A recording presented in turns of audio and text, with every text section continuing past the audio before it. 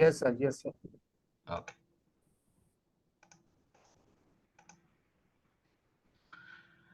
Okay, am I audible to you? Yes, sir. Okay. Audible. We have 5 days program. We start with what are the preparations for Koha implementation. Today's session we will cover what some background things we have to be prepared before Koha implementation.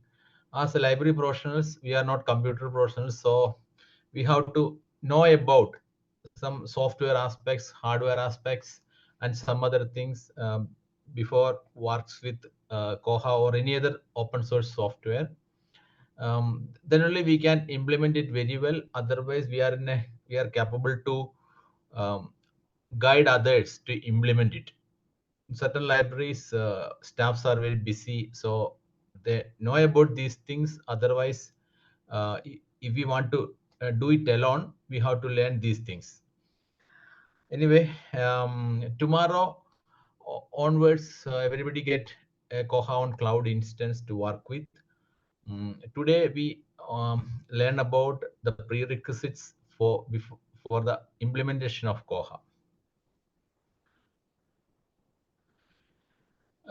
First, we will see free. What is the difference between free and open source software? Then, what are the software requirements for Koha? Then, hardware requirements. What are the skill sets we have to acquire to implement Koha? Then, release schedule. We have to familiar with the release schedules because many librarians, Koha users don't know about in which month a new release, a major release come, and they don't know about the monthly updates. Then methods of Koha installation, then how to keep in touch with the changes, then only we can maintain the software very well. The free and open source software, everything updates are very fast, things are going very fast, so we have to keep in touch with these changes.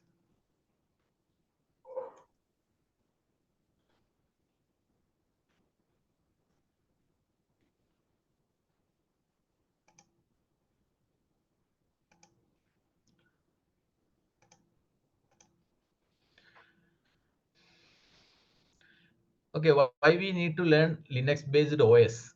See, these open source software works well with Linux based operating system. Ubuntu is a Linux based operating system. Debian is a Linux based operating system. Many of the majority of enterprise applications we are going to use in library works well with Ubuntu and Debian. um, these developers prefer this operating system, so we have to familiar with its works, how it works. See, why it does not works with Windows operating system. First thing is, Windows is a proprietary operating system, it's highly priced. See the price here, Windows has many editions. Windows Pro, its price is about 60,000 rupees. Then Windows 10 edition, 10,000 something rupees. We have no control over Windows. It's not stable, and many Windows Indian users using pirated Windows operating system. They will not get any security updates, and it's not stable. And we have to spend too much money for the software implementation. We have to buy operating system, database management system, then antivirus. For example, Sol, this software developed by Inflipnet, uh, it run it was running on Windows. We have to pay additional. We have to buy additional MS SQL software, then antivirus and some other components. It will increase the cost of the software implementation. And one more thing, Windows is not stable, and no, many things not in our control. I think we have not you have noticed that its updates are very heavy. Without our permission, these updates will install. For example, when we going to shut down the PC, it says that don't shut down now. The update going to install. It will take time. It will take too much time. Um, in Linux, without our permission, nothing will work. For example, update is there. Without our permission, updates will not install. And one more thing is also there, that is open source software, free software. It's a culture. It's a learning culture. Everybody has their own share. Their own share means everybody has equal role to participate. Everybody can join with the project. No need to become a programmer to join with the project. And day by day, we learn new things. Continuous learning is necessary. People with the curiosity can enjoy the works with open source software. In Windows, everything closed, and we have no opportunity to work or customize with the software too much.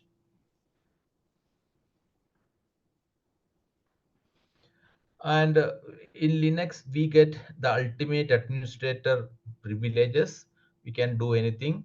In Windows, they consider as a we consider they consider customer as a mere user. The ownership with them, and the administrative privileges with them. We have no chance to learn in deep the Windows, how it works.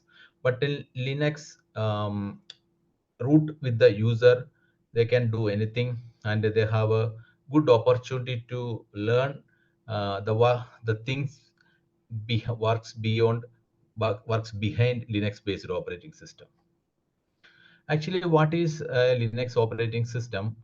Actually, Linux based operating system. Linux is not an operating system. It's a name of the kernel. Kernel means kernel is a, you can compare it as a heart of human being, same like it's a heart of any operating system. What's the role of this kernel? It controls everything with the operating system. For example, suppose you are watching a movie, you have you have to increase the volume little bit. You turn on or turn on the speaker button, increase the volume. It give a signal to the kernel. The kernel give the instruction to the hardware to increase the volume.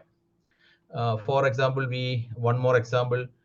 If we click on print button, the instructions go to the kernel. Kernel give the instruction to the printer to take printout.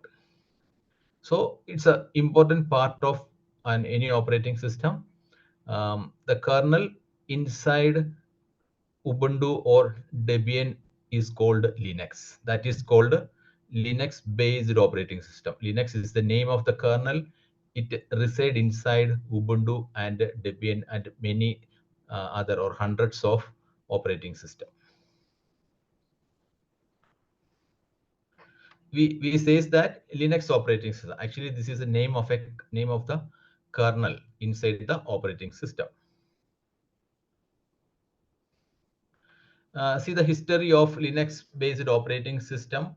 In 1985, Richard Stallman and team established a Free Software Foundation. Their aim was to build an operating system, same like a Unix. Unix at that time very popular among academic community and industry, but that is a proprietary operating system.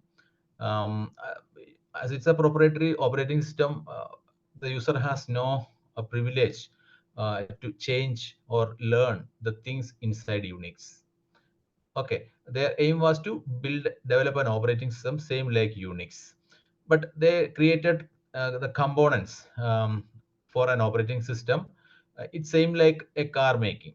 Car has chassis, tire, interior, different components. Same like an operating system has different components. They build it, but they fail to build a kernel. But they stalled their operating system project. In 1991, Linus Torvald, a student from Finland, he created a kernel, and its source code he released it in the web. It noticed and this GNU project found it, and many projects, operating system projects found it. They um, they integrated the Linux kernel and GNU operating system components and created an operating system that's called Linux-based operating system. And many Linux-based operating system projects started. In 1993, Debian operating system started. That's a very old operating Linux-based operating system project. Actually, Linux kernel license was very loose, and anybody can use it without the permission of the developer. Okay, then we know the Tux Linux is a mascot of Linux kernel. And in 1999, Red Hat Linux company established it's a commercial Linux. Customers has to pay money for the service. Then Ubuntu, that's a very trend-setting. It's a trendsetter in Linux-based operating system. In 2004, it released. Its company name is Canonical Limited. Ubuntu is a Linux-based operating system. Its feature is that very user-friendly and graphically very good. It's very suitable for common people. Earlier, Linux very limited and very popular only among academic people and sysadmin people and programmers. That was not suitable to use it in a home atmosphere. But Ubuntu made some customization on existing Linux. They borrowed the Debian operating system for building Ubuntu. They made some customization and they made it very beautiful and released it. That's called Ubuntu. Since then, um, Ubuntu become very popular among home users and common people. Then another um, dramatic change in 2008. Android, the development of Android. Android uses a customized version of Linux kernel. That's a mobile operating system. See, in 2012, Raspberry Pi single board hardware, single board PC introduced. Then Linux-based operating system suitable for single board PCs also introduced. This is the timeline of Linux. We can see that Linux kernel developed by Linus Torvald and GNU project developed many components of an operating system. They integrated and released it as GNU Linux. GNU Linux. So it's called GNU Linux. They made use the component of GNU project. See, we have to learn about what's the difference between open source and free software movement. Actually, we use it as a synonym of free availability of software, but they have some differences in their work culture and their distribution or licenses. See, uh, both teams' aim is that develop and distribute uh, free software. Actually, open source movement, their aim, it's a development technique. At the same time, free software teams, there it's a political philosophy. Development technique means um, start a software project in open source mode and attract volunteers. With the help of them, develop the software. And one version, make it free. That is called community edition. The proprietary version, they also uh, they will uh, they will distribute or sell it as a premium version.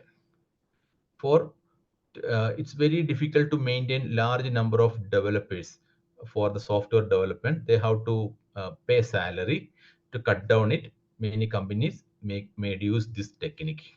They just start the project, and one version is community version, another version is proprietary version. I will show you an example in the next slide. That's open source aim. Then free software, purely political philosophy. Their aim is that make available free software and a free source code to the community. Then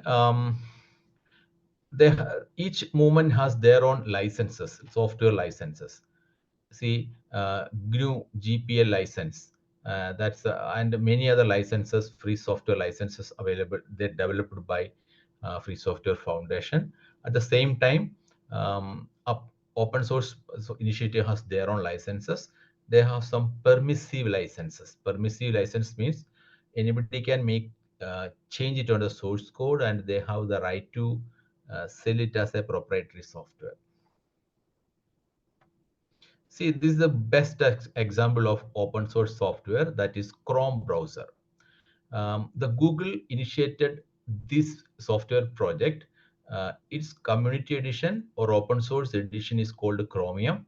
The same source code made use by Google company, and they developed the proprietary edition Chrome browser. Chromium browser, open source edition. It's free. Anybody can install it, download it. At the same time, Chrome browser is free, but it's proprietary one. They will not share the source code of Chrome browser. Both browsers share the same source code, but Chrome browser, Google have made some additions. They made some beautification. So that's a proprietary one, because uh, they make use the same license. That's called Apache license. It has some permissive license. Permissive means Google has the right to change the source code and convert it as a proprietary software. This is the best example of open source versus open source software initiative. Then, as a library professionals, why we need to encourage and learn Linux-based operating system?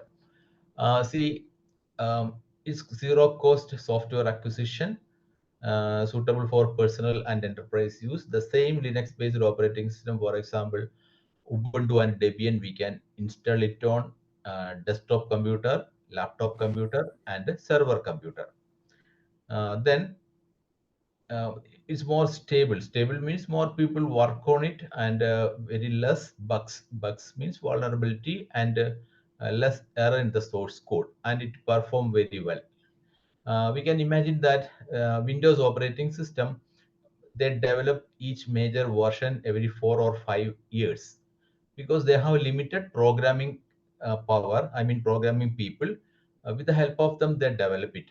Their development process is very slow. But in the case of Linux-based operating system, many thousands of people work on it. They are volunteers. They do not expect anything.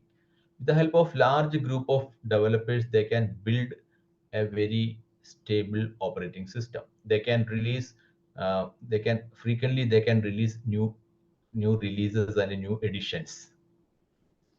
Then one more thing is, it require very minimal hardware, and it does not consume too much hardware resources. So we can install Linux-based operating system in a less powered hardware. I mean, computer hardware.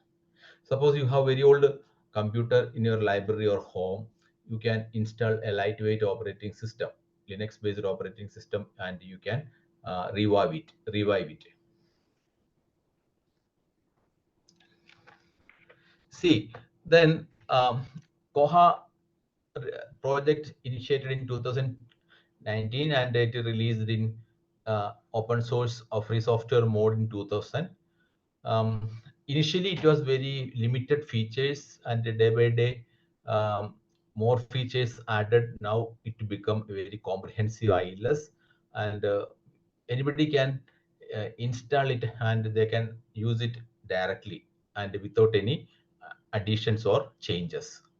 It's suitable for any libraries with any number of collections, any kind of library, any type of library. For example, you can use it in academic library, public library, or special libraries. And it has some limited capabilities of, you can convert it as a digital library. At present, it has um, no capability to become a fully digital library like DSpace. We can attach the digital objects um, into the Koha software.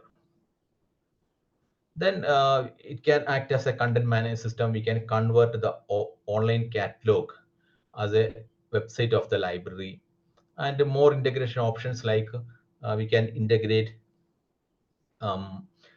these RFID devices and some other devices very easily. And it compatible with all standards and protocols used in libraries. See, we can see here three instances of Koha implementation. First is migration from legacy automation software to Koha.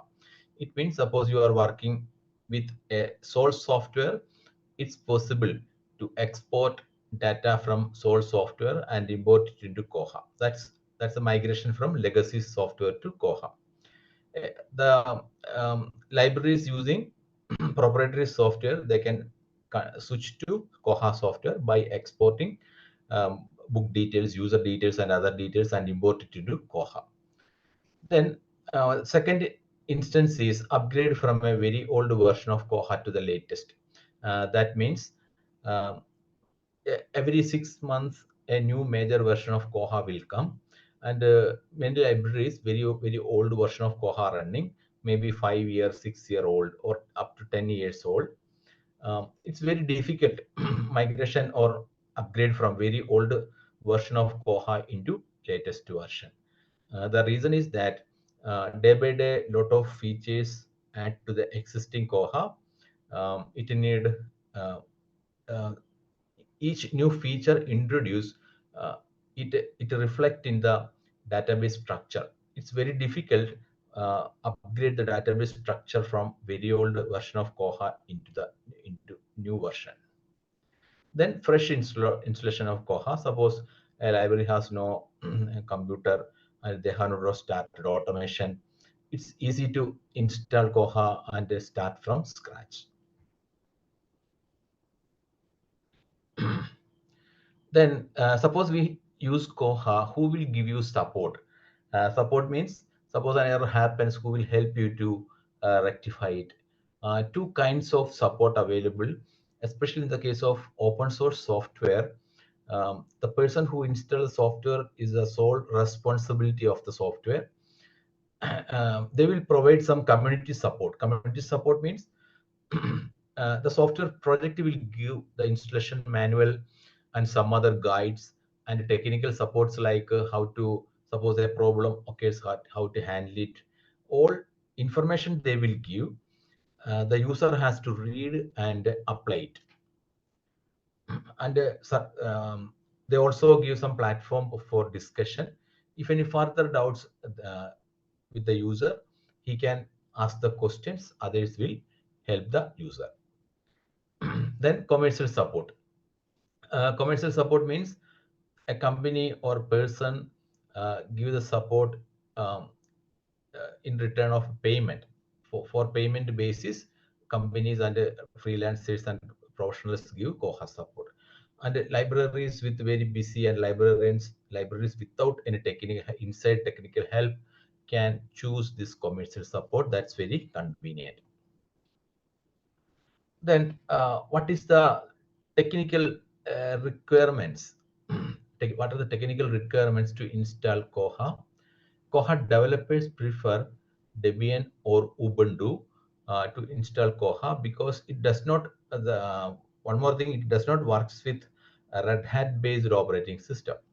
Then based on the architecture, two kinds of Linux based operating system, one is Debian based, one is Red Hat based.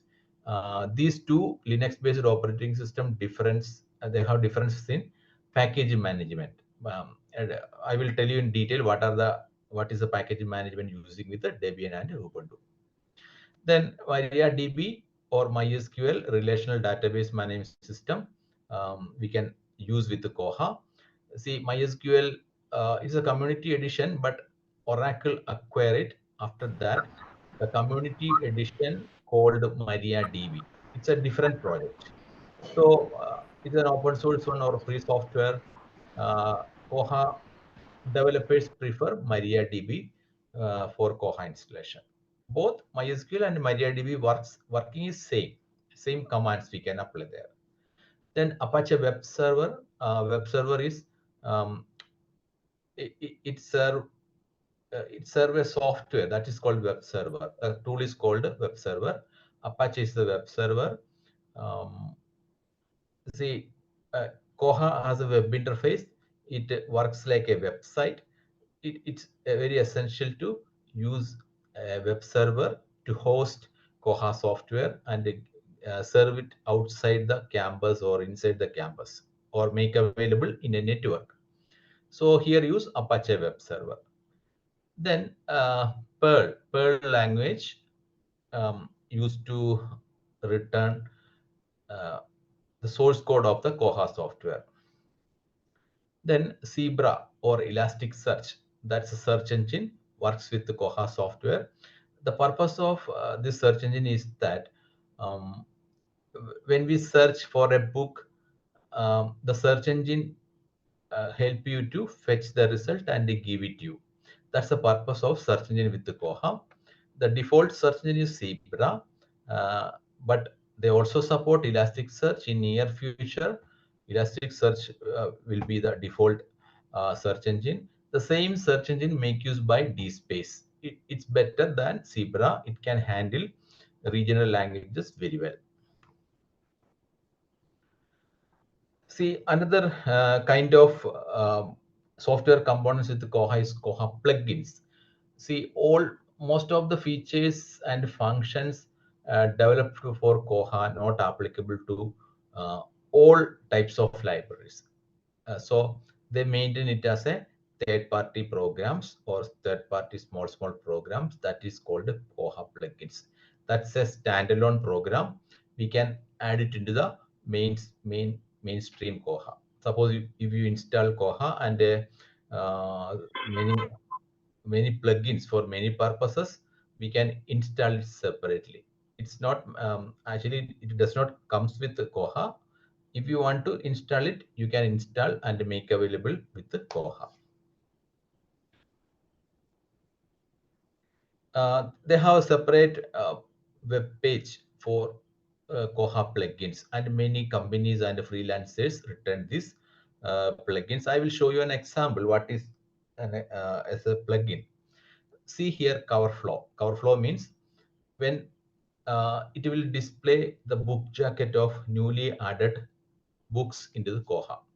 That's very informative for users, displaying book jackets on the front page. So um, to make available with the Koha, we have to install the plugin for cover flow. We have to download the plugin and install with Koha. It will display the book jacket on the front page of OPAC online catalog. This way plugin works.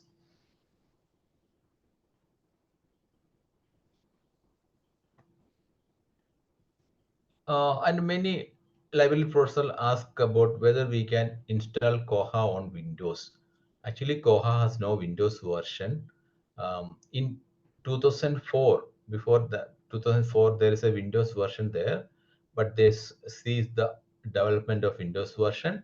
After that, no Windows version arrived. We can install it on Linux-based operating system. And they prefer Ubuntu or Debian for Koha installation. The reason is that developers has more control on Linux-based operating system than Windows, and many components of Koha are open source. We can easily find it in Linux-based operating system.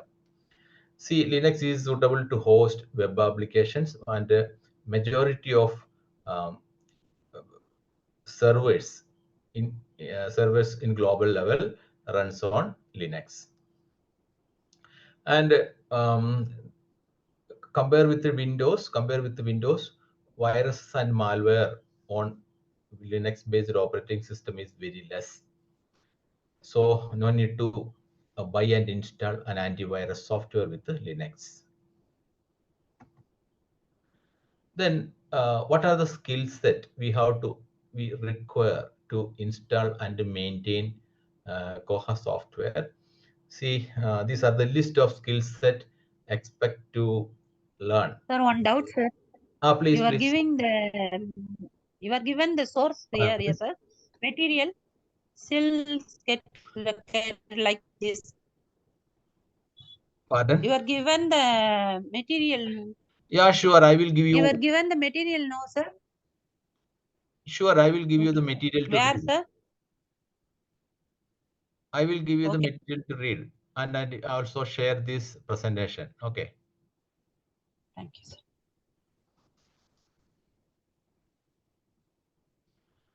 Of the Okay. videos. Video. Okay, video is a recording. You will get it. No. See, the participants' videos, no, they have to switch off.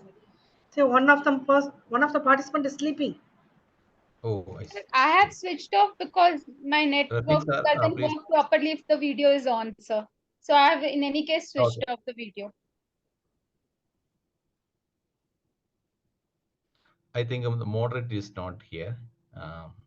Anyway, switch off the video if possible.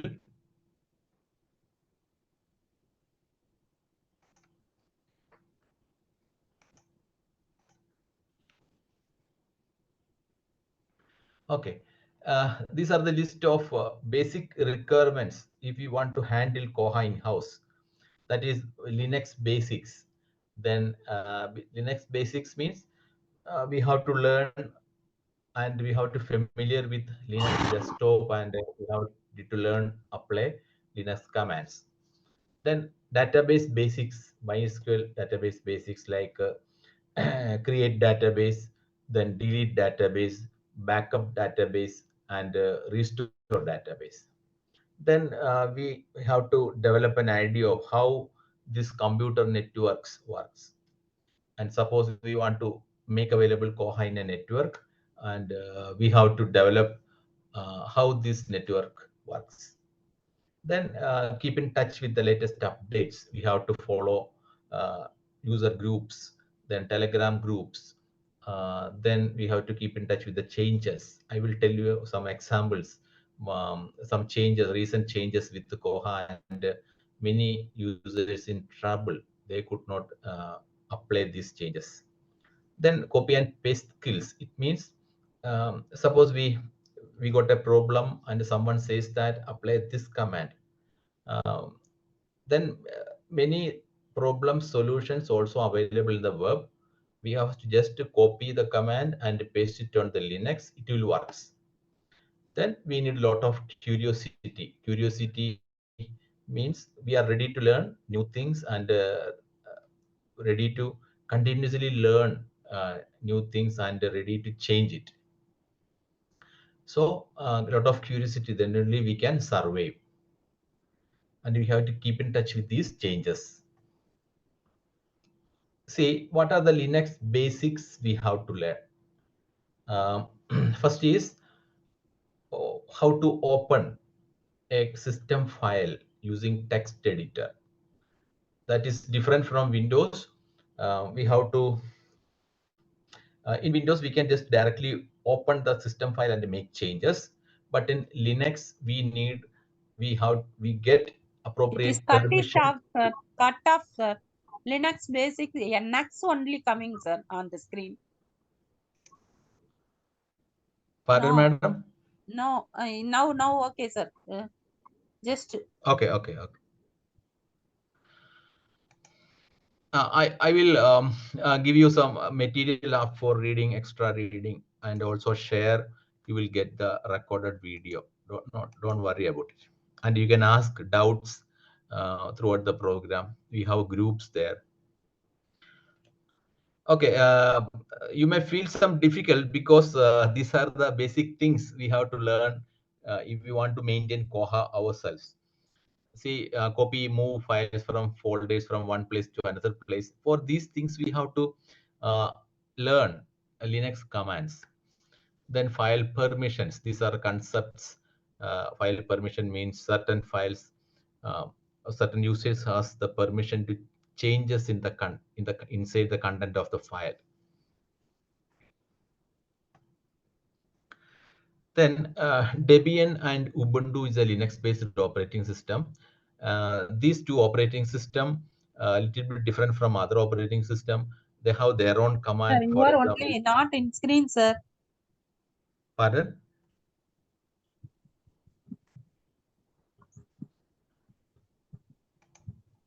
Actually, Pardon, ma'am, madam. ma'am, there is a problem is, from your side. There is a all thing is visible and all thing is well is there. Okay, thank Ma'am, you. actually, a problem is your side, no? Okay, sir. Kindly check your internet. Okay, sudo. We can find sudo. There is a term sudo with Debian and Ubuntu commands. Sudo means super user do. We have to prefix this sudo with every command we need to apply. Then only it works. Then Debian and Ubuntu make using same package management tools called apt, advanced package management tool. Then we need to learn how to install a new pack software like AnyDesk or TeamViewer. That's not open source software, that's proprietary software. It also works with the Linux. We need to learn how to install a third party software into Linux. Then in the case of database management, we need we need to learn the basics of database management. For example, create and delete databases, then database backup and restore. That's very essential. Suppose we have to take timely, I mean 2-3 times. We have to take back database backup of the Koha software. Suppose your system crash, we can easily restore the system by using the backup. Then we this MySQL has only text only interface. We can use some graphical interfaces for database management. Such tools is there. One such tool is phpMyAdmin. We have to familiar with phpMyAdmin. We can easily manage databases, tables, fields, and other things using this web interface tool like phpMyAdmin. Then familiar with SQL query. Query means it's a language. Using this SQL query language, we can interact with the table. Interaction means suppose we want the list of entire books. We have to give a query, same like chat GPT query. We have to apply the query. The database will give you reports. Suppose we want to delete a particular table or data field, we have to apply commands and queries. Then actually this is not a simple thing.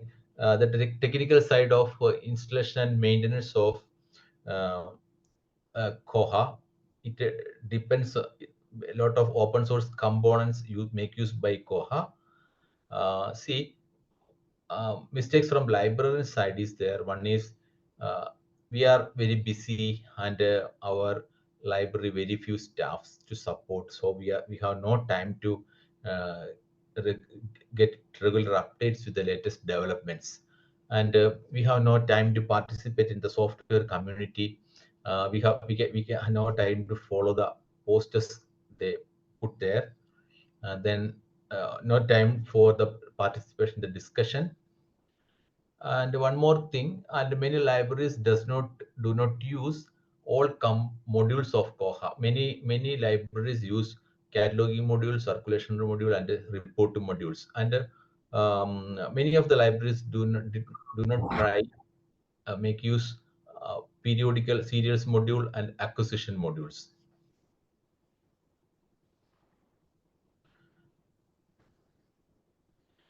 And one more thing, it's very common to a very that's a lot of passwords and username associated with the Linux-based Linux-based applications. For example, Linux has a root password and a username.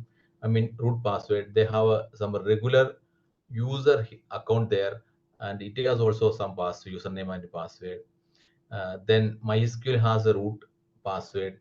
MySQL has a database, Koha database. It has their own username and password. And Koha has their own username and many username and passwords there. And we chance for forget it everything. And these librarians forget it something in trouble. We need this username and password at that, and we are not. I mean, we are not familiar with this kind of systems. systems with many username and passwords.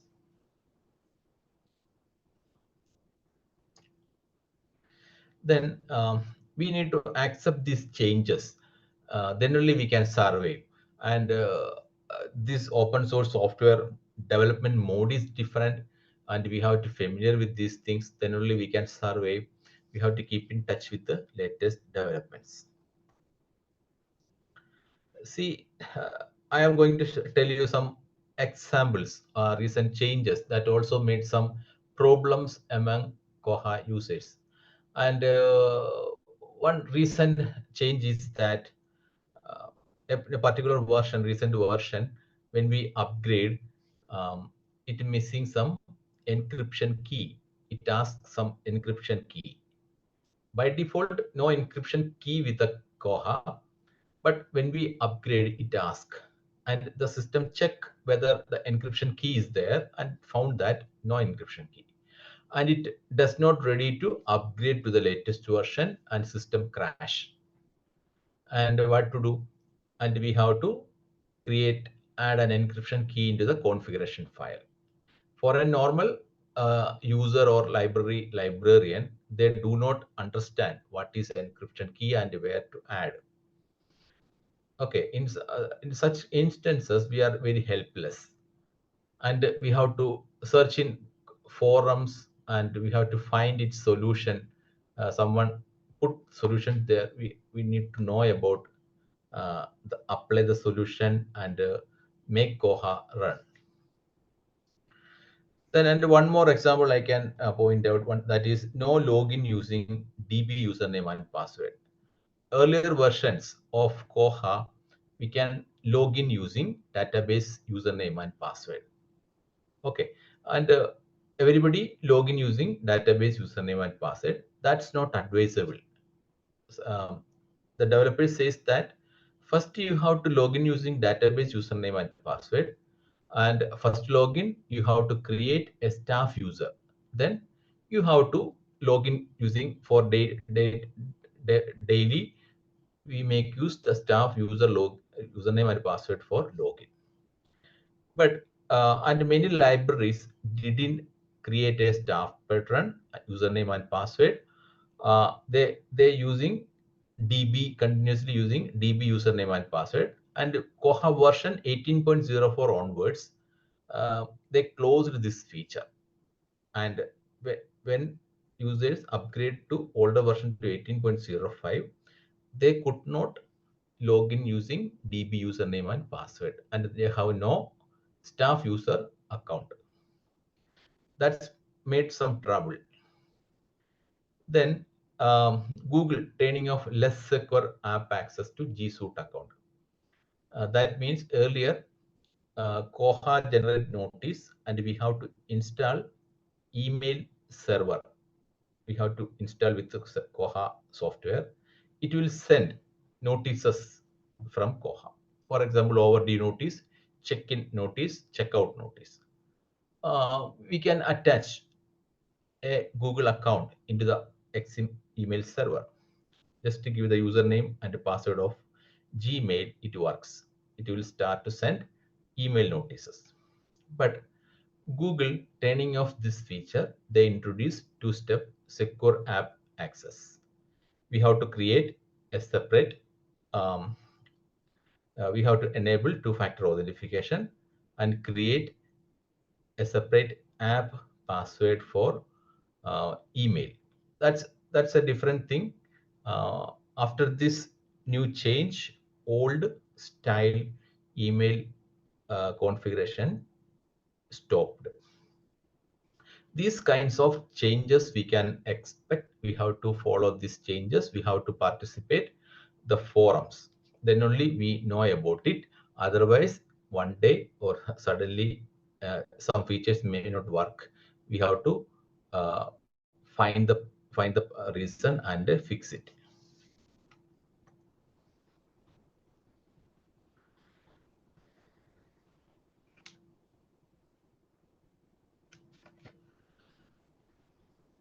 See, suppose we are going to implement Koha. What are the suitable Linux distribution for Koha? Anyway, we have to strictly use either Debian or Ubuntu Linux.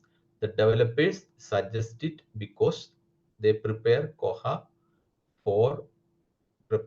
on these development platforms. In India, we are familiar with developers, sysadmin, and other people familiar with Red Hat, CentOS, or Fedora Linux. It does not work with these Linux-based operating system. Suppose your sysadmin or suggests that Red Hat or CentOS with them. In college, we have no Debian. So such context, Koha cannot install. It works only with either Debian or Ubuntu. Both Debian family Linux and Red Hat family Linux is very different. They have a different package management system. Then next is choose a Linux desktop interface. It does not consume too much hardware resources. We have to it does not consume too much hardware resource your desktop. See here many desktops available. Like Debian or Ubuntu comes with different kinds of desktops, Genome, KDE, XFCE. We can choose a lightweight desktop, does not consume too much hardware resources. Then choose a supported version of Debian. Okay, that says that the developer says that in the installation manual, see, Koha works with these versions of Debian or Ubuntu. It does not work with very old version of operating system and very new operating system. The reason is that they have to test it.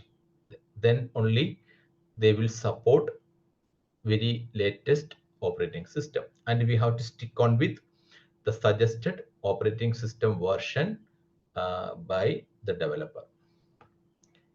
In the installation manual, they says that use these versions of operating system.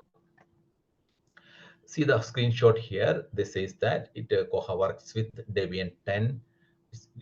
This is a little bit old. Debian 11, 10, and 9. 9 support is over. Does not work. Then Ubuntu 22.04, 20.04. Ubuntu 60.04 very old. It does not work with the Koha. I will tell you in details the life of Debian and Ubuntu.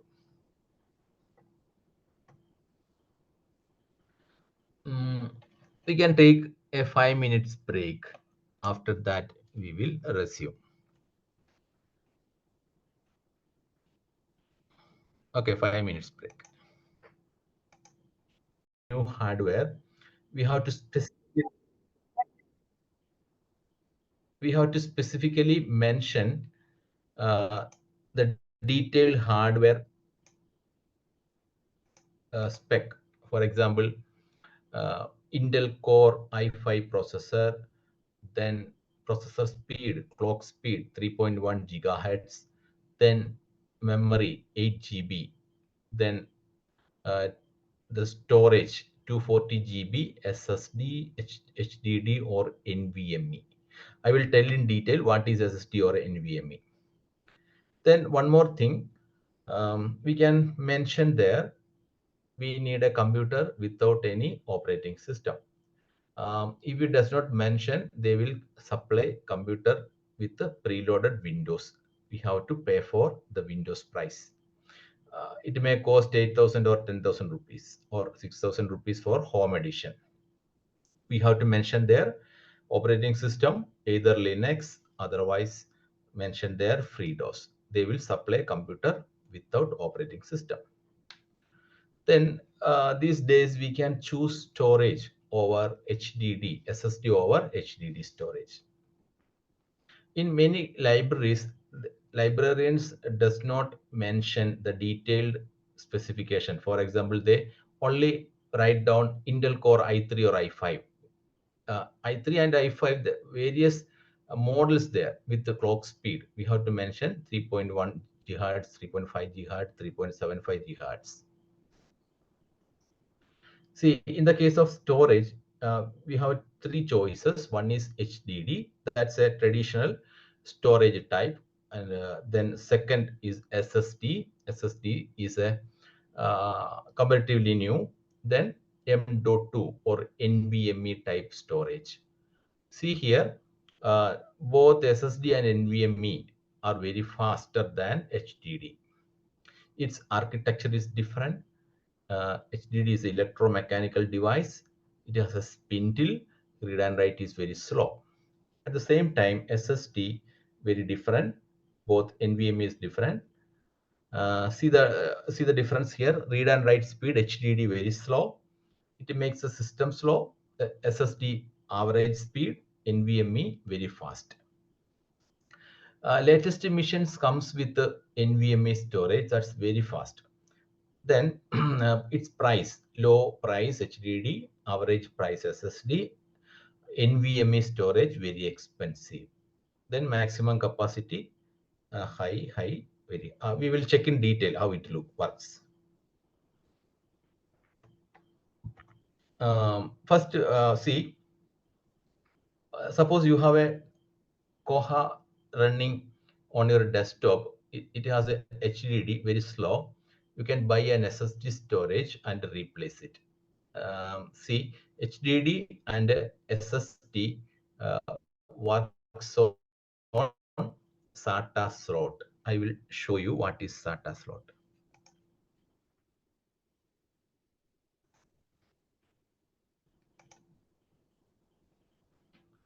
This is the SATA slot. It connects with the motherboard and HDD or SSD. We can easily replace HDD with SSD, buy SSD storage and plug it. Your system will very fast. We can check the price of SSD storage, Amazon. SSD 500 GB.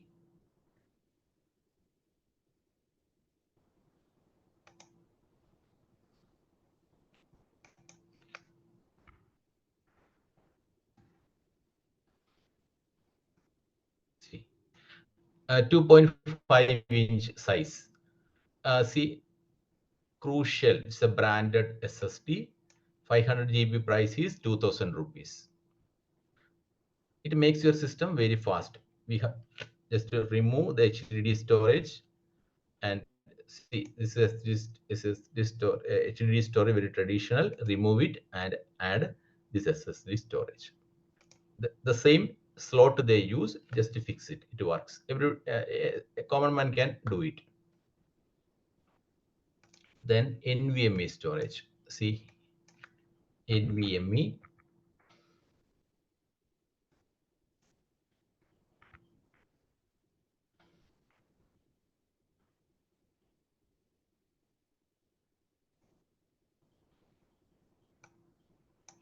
The NVMe storage very fast. We have to plug this NVMe storage on the M.2 slot that is on motherboard. No SSD slot there. Just directly add the M.2 slot. It looks like a scale. Okay, its price is 2,500 rupees. Comparatively, small difference in SSD and NVMe, but performance is very different. For example, data transfer speed of SSD is 500 MB per second. At the same time, NVMe data transfer speed is 2 GB per second. Performance is very high.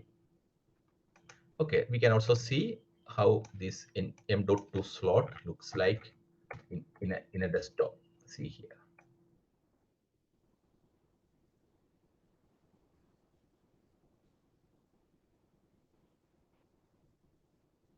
See, it fixed like this. M.2 NVMe storage fixed on M.2 slot, that is along with the motherboard. Very small form factor and performance is very high. Okay, if we choose a hardware or storage, we can don't go for traditional storages like HDD. You want to increase the performance, either choose SSD or NVMe. You have to specifically mention which storage you want. See, workstation PC, what is desktop and workstation PC? Workstation PC is more powerful than desktop PC. Workstation generally use higher-end hardware like motherboard and GPUs. They mainly for high-end tasks like 3D imaging, games, desktop workstation PC we can use. See, workstation PCs are branded. Every hardware manufacturer their own brand name, sub brands: Dell Precision, Lenovo ThinkStation, HPZ. Its price is little bit higher than normal desktop machine. It comes with some different processor like a Xeon processor. That processor for server type computer. The same processor workstation PC use. We really need a server class computer.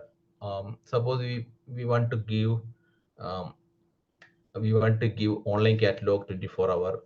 We have to buy a physical machine, server machine for the service. We have to ensure power supply. Suppose frequently power supply down, we have to make sure that UPS service will be there. For example, server computer, many brands have their own server computer. HP Proliant series, that's a basic server computer. It gives you only tower server. They give you only tower type server. It cost only, very basic one, cost only about 50,000 rupees. Suppose we want, but the life of a tower server or physical server is up to 8 years. We have power backup. We can maintain server in our library. Otherwise, we can go for cloud storage. Suppose you are going to install Koha on a normal desktop, we can make it faster. Choose the storage, NVMe or SSD. NVMe is preferable, very fast, to make fast your Koha installation. Then how to install Koha on cloud? The installation is same, but we have to hire a cloud server. So cloud server means a server reside on a somewhere else. It's free from hardware maintenance, not a headache. Only we need an internet to connect with the server. Many cloud service providers there, Amazon, Google, and Microsoft. We can choose server with operating system. Suppose we want a server with Debian or Ubuntu, we can choose which operating system you want. Then we can choose how much storage you want. I mean, 5 GB. Suppose you want the memory like 4 GB, 8 GB, we can choose. And based on that, they fix the price. Suppose um, initially we choose 4 GB and later we found that this 4 GB is not enough. We can buy additional 4 GB without change anything. We can increase the size of the storage or hardware resources later. That's very convenient. Then payment based on data transfer. They have many slabs there and easy to create machine types like you can choose the specification of the system. I will show you.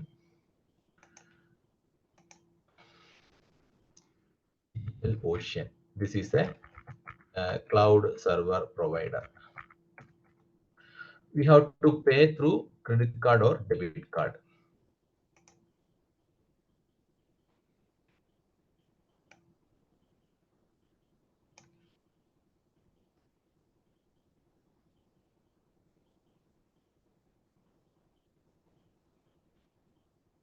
First, we have to sign up.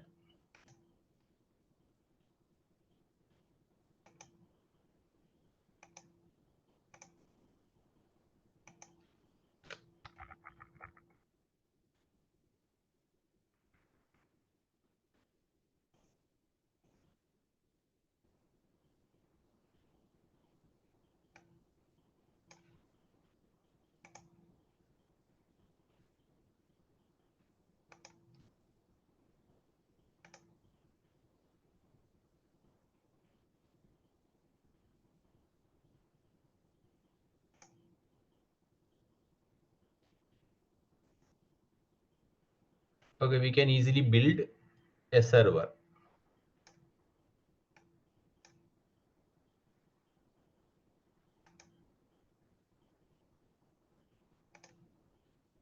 Okay, very easy. Get started.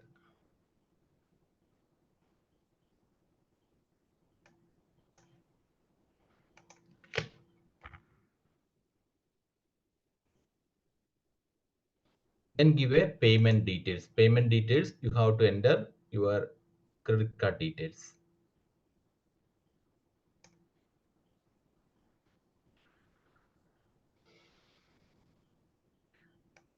Anyway, I will add the credit card details today itself, and tomorrow I will show you how to create a machine. Within few clicks, we can create a server in cloud.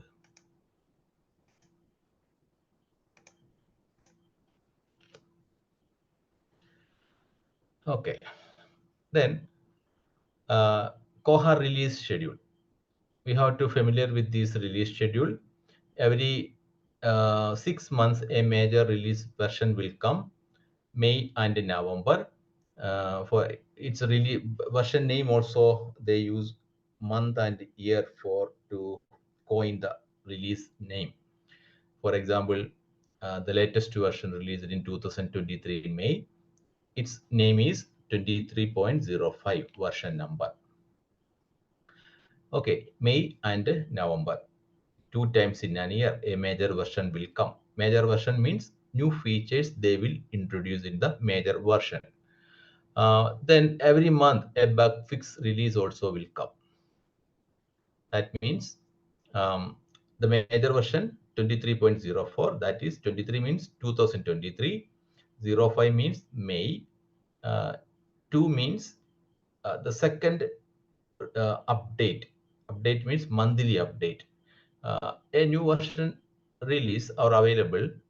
The users start to work with it, but they found some problems or bugs, some errors in the source code. The bugs, it called just bugs. It has to resolve. Then it will works fine. The next monthly update, this will resolve. It also include it in the monthly update. That is called monthly update. Based on the monthly update, we can see there 1, 2, 3, 4, 5, 6, 7, 8. Okay, suppose 23.05.2 means that is the second update. Anyway, visit kohacommunity.org web page for new release announcements, and they will list out what are the new features available with each Koha release. They also will list out in the README file. We can see that what are the bugs. They list out the bugs, they fix it. It has version. I mean, version means different kinds of versions there. One is stable kinds of releases. One is stable release, that is the latest version. 23.05 is the latest release. Old stable means previous version. 22.11, that is the previous version, that is released in 2022 November. Then old stable 2022-05 May month. In terms of production use, we can choose a previous version, or either old stable or old stable. Don't choose the latest version, stable version. It may contain some bugs. While installation, we can mention that which kind of version we have to install.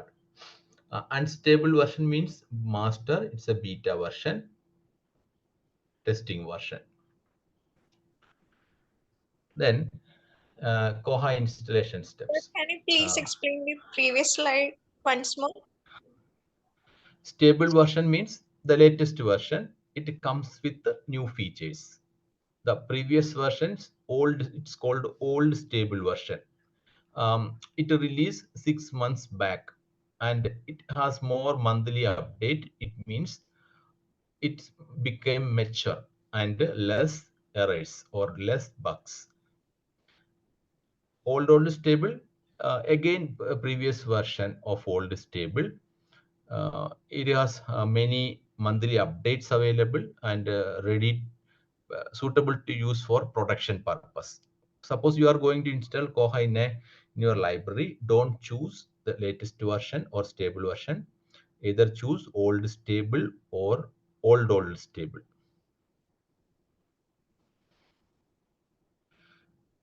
I will Why, show in the please. what do you mean by bug, sir? Bugs. Bugs means some errors in the source code. It also make problem. Okay, sir. Problem means some usability problem. It results in some error messages. Sir, why we not prefer the stable version in our library? Because it's a very new version. It does not use very much. I mean, many users use it. Then only we can identify what are the bugs. Bugs are not identified, so it's very new features and not tested much. We can expect some bugs. So monthly updates for work bugs are sent in one in 1 month. So if there is a problem in the Koha between then how to sort it out that? No problem with the monthly update. No, but with we have to wait for a month to go, right? Pardon? For bugs to fix, we have to wait for a month. Yes, we have to wait for a month. Yeah, so in that case, we are losing 1 month with the problems. Yeah, so that's why we says that don't use the very latest version. Okay, don't The use previous versions, bugs are almost fixed and Okay. less chance for bugs appear. And sir, another thing, so why people are not shifting to cloud in spite of cloud being less maintenance and less problematic? Why they are still stuck to the usual traditional Koha? One problem with the government institute is that they cannot directly buy the cloud and they have no credit card. They make use quotation and tender. Okay. They cannot directly make use their credit card for payment. Yeah. That's the main problem. And one more thing is, most of the state governments in India has their own data center, cloud centers. For example, in Kerala, government has data center. The government departments can install their software, the data center, free of cost. But one problem with the Koha is that, they have a very tight security audit, and they will check any vulnerability in the source code. They have a security audit, but Koha not passed it. So government libraries in Kerala not able to install their Koha in the state data center. Actually, state data center is free to all government departments. Yeah, but then because of the audit thing, Koha has not passed that audit. Yes. And the audit report, actually they have some difference. They do not accept the database structure. Okay. So then why doesn't a government have a provision of having a cloud specifically meant for libraries and academic and professional purposes where there is no stringent audit? Earlier there is Badal, there is a cloud service by central government. I think they have seized that. And most of the Indian states have their own data center. Okay. But there is a solution in data center. They have some special, specific cloud facility for unsecured apps. Unsecured software like Koha. Where what is that? Unsecured means software does not pass through the security audit, can install it in a separate cloud. Unsecured. Okay, fine. Unsecured. This thing they have got it. Yes, okay, yes. Fine. Hello, sir. Please. Sir, we are going to now install the Koha, sir. Yeah. But which is the best, sir? Tomorrow Old I will show you how to select a server machine in cloud and install it. Today I will Okay. add credit card and make ready for it. Okay. Okay, sir. Yeah. Okay, sir. Thank you, sir. Yeah. Actually, installation in ordinary computer and cloud is very same. Only difference in the selection of hardware. In cloud, we can choose hardware based on our requirements. Same like selecting items from supermarket shelf. Okay. Okay, thank you, sir. Thank you, sir. Yeah. Okay, installation steps. We have to consult the installation steps from, Koha Wiki for installation steps, where we can find the official Koha installation steps. For example, Koha, if you want to install Koha on Ubuntu, see, this is the official installation manual by Koha community. They frequently updates it. If any changes, we have to read it very in detail, and we have to find it which version of Ubuntu they support and do not support. They very detailed, they mentioned it, and how to choose a stable version or mention or old stable version. I will tell in detail tomorrow. Anyway, if you want to install Koha, go through the official installation manual. And then if you want to try to, based on the curiosity, you want to try it in your PC, don't try it on the production system. Either you can find a spare computer and try on it. Otherwise, you can make use a virtual box. Virtual box is a software to virtualize your PC, and you can install a separate many operating system inside the hardware without disturbing the existing storage.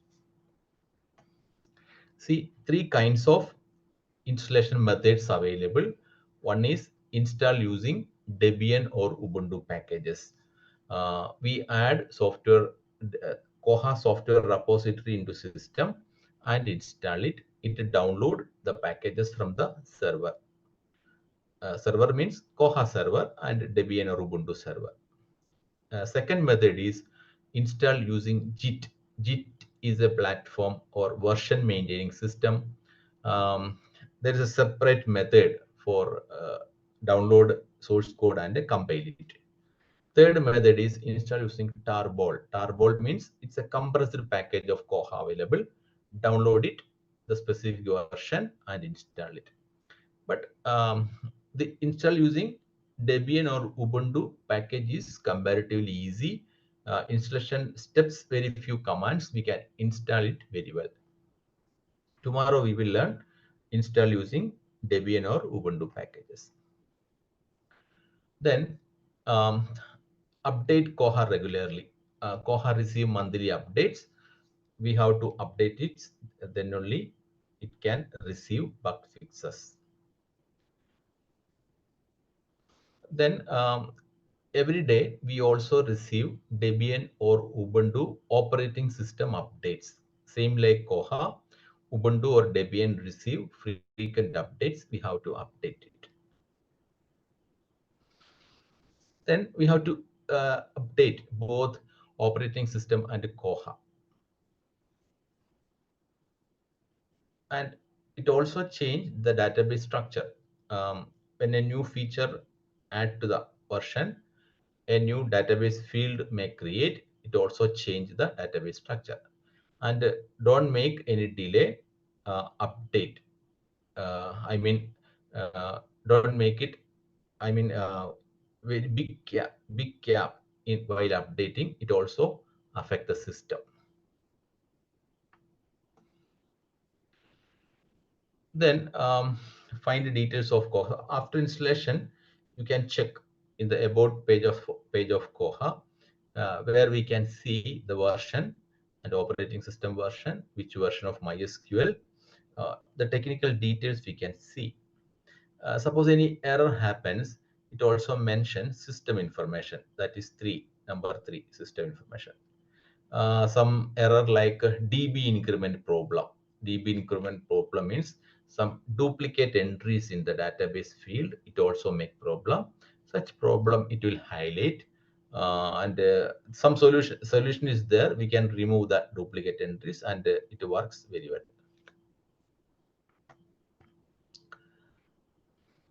Then we talk about fresh installation. Then how to upgrade or migration from a very old version of Koha to the new version.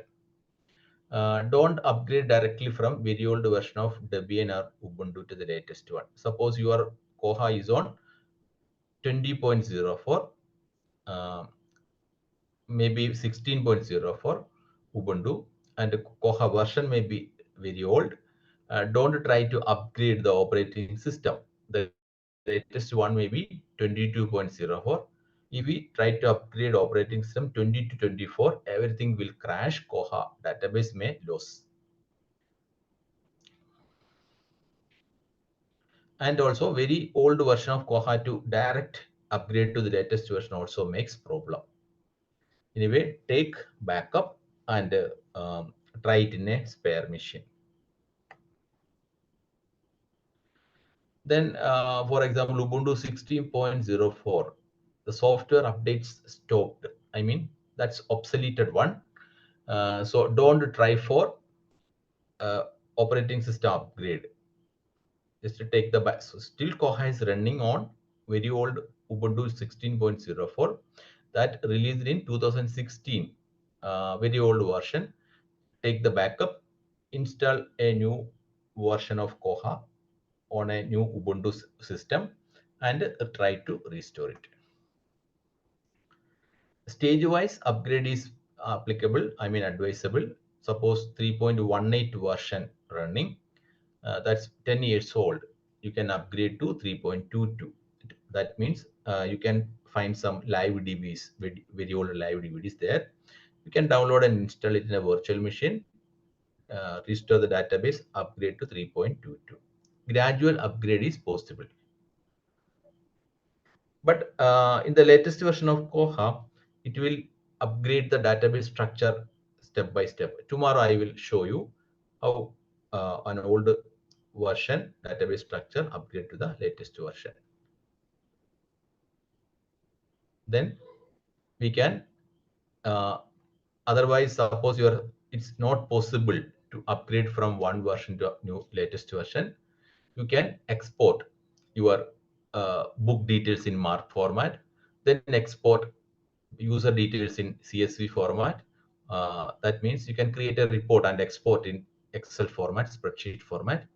Then you can import it one by one into new version of Koha. Then how to request help from the Koha community. It's a technical things. We need frequent assistance. Suppose an error happens, you don't know how to solve it. You can seek the help of the community. You can join to the discussion forum, email discussion forum, or Facebook platform. You have to mention, suppose you erase a problem, I mean place a problem for the solution. Mention which version of Koha, which version of operating system, which version of MySQL or MariaDB, and if possible, give the screenshot or error message. Others can easily find the solution and tell you. In Linux, there is a log file also there. Log file of MySQL, log file of Koha, log file of Apache. If Koha has some error, we can check the log file. A log file contains entries of each activity where it mentions what wrong happened. If we open the log file and read the entries, we can identify that what actually happened, and due to that reason the error happened. A technical person read the log file, they can easily identify the problem, then they can find a solution, give a solution for the problem. Tomorrow I will show you how a log file looks like.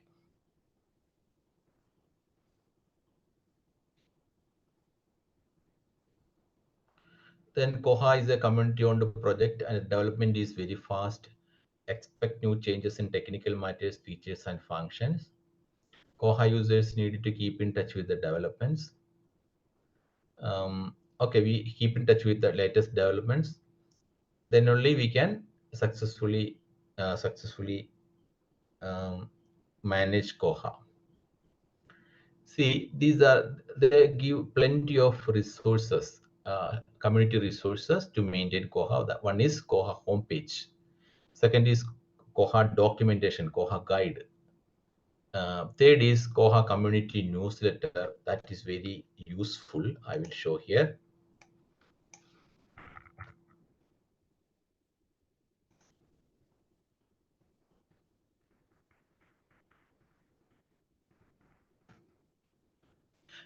Every month they have a newsletter.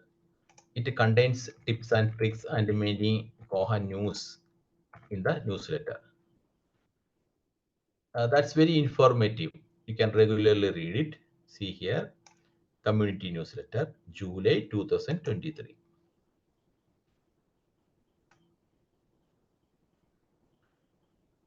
See, Koha tips and tricks. And the minute tips and tricks they publish through this newsletter.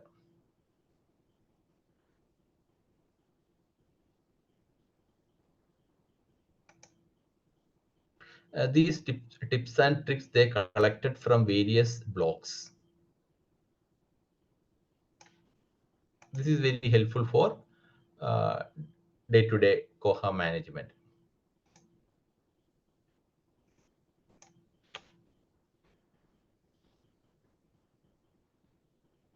Then release notes. Release notes means each release they give detailed information on what are the new changes, what are the bugs they have resolved. Bugzilla. Bugzilla means where users can report a bug. See here, Bugzilla.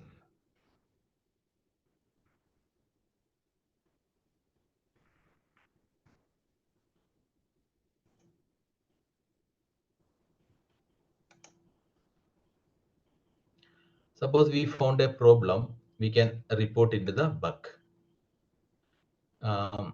Developers will notice it and they will fix it. Just search for a bug, encrypt.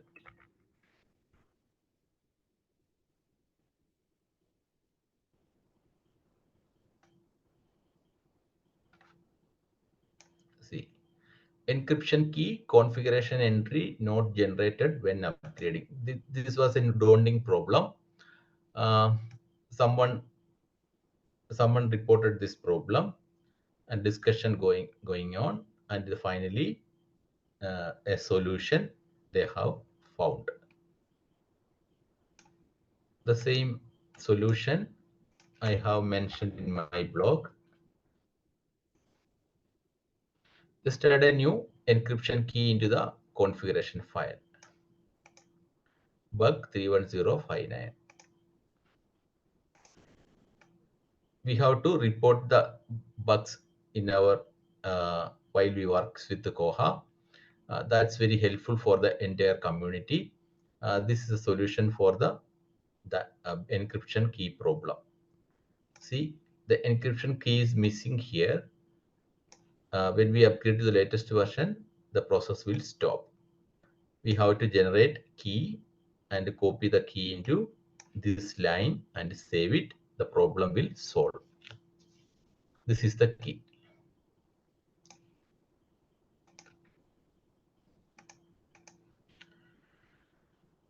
Koha mailing list also there. Koha Facebook group is there. It's called Koha users. Then many blogs are there. Many professionals and experts maintain their own blogs.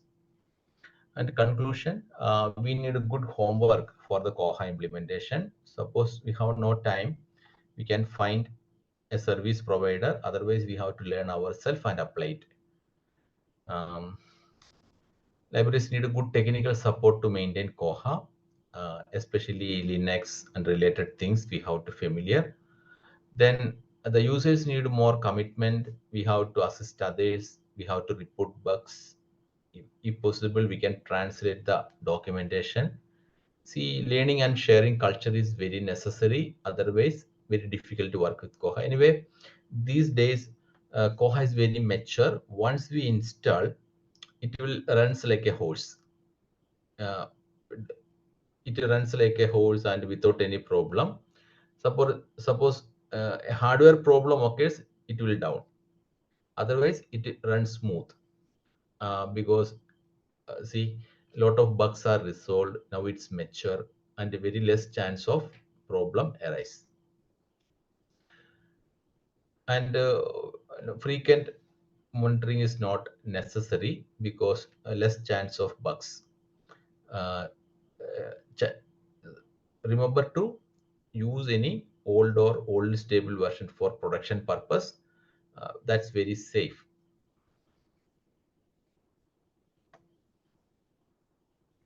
I will share Koha book in the group and also share a Linux basic book in the group and also share this PPT.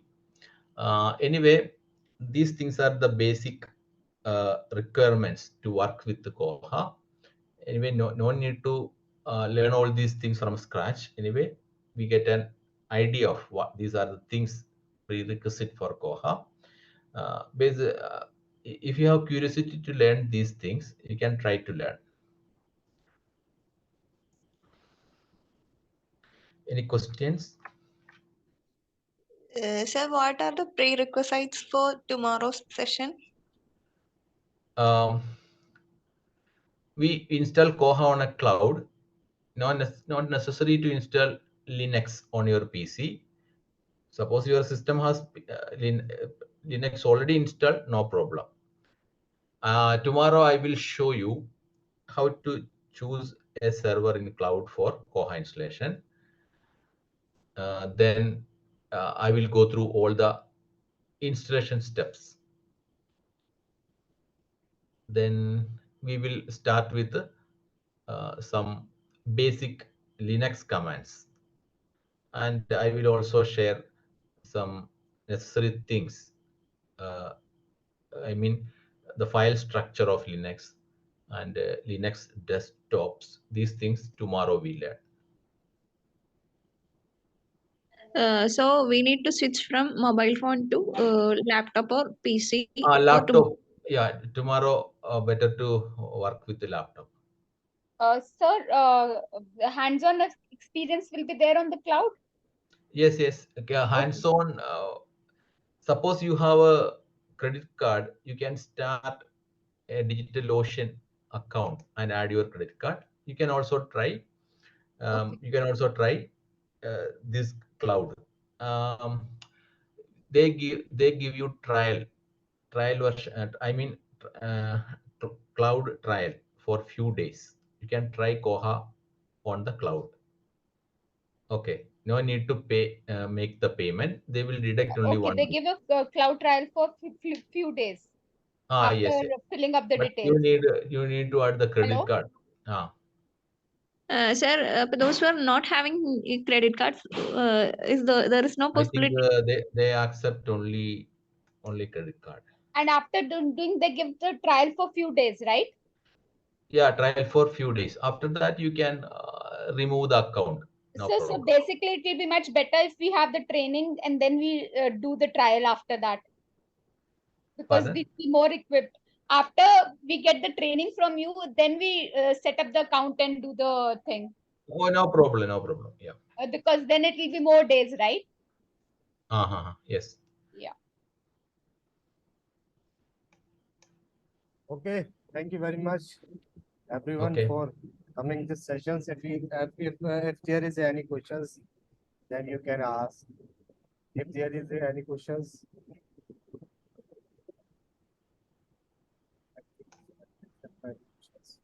someone asked Archana, there is a Koha demo site you can open and find out. I think Someone had asked, is there a demo websites for practicing Koha? So I had answered to that query basically. Yes. Yeah.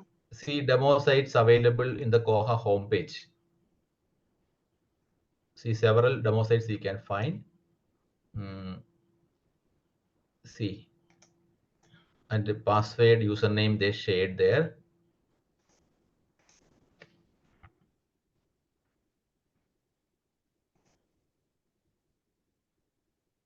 Okay.